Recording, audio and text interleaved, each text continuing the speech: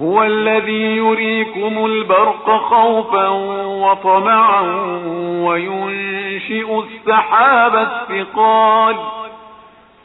12 તે અલ્લાહ જ છે જે તમને ડરાવવા અને આશા અપાવવા માટે વીજળીની ચમક બતાવે છે અને ભારે વાદળો લાવે છે.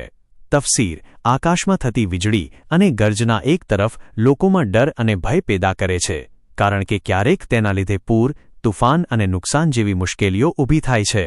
પરંતુ બીજી તરફ તે ખુશી, આશા અને રાહતનું કારણ પણ બને છે કારણ કે તે વરસાદ લાવે છે, ખેતરો અને વૃક્ષોને પાણી મળે છે, હવા તાજી બને છે અને વાતાવરણ સ્વચ્છ થાય છે. પૈગામ 1 દેખીતી રીતે વીજળી, વાદળ અને વરસાદ કુદરતી કારણોથી થાય છે પરંતુ આ બધા કારણોનો મૂળ સર્જનહાર અલ્લાહ જ છે. 2 કુદરતના લીધે થતી વસ્તુઓ થકી અલ્લાહ પર ઈમાન ઓછું ન થવું જોઈએ કારણ કે કુદરત અને તેના બધા નિયમો પણ અલ્લાહની જ બનાવટ છે.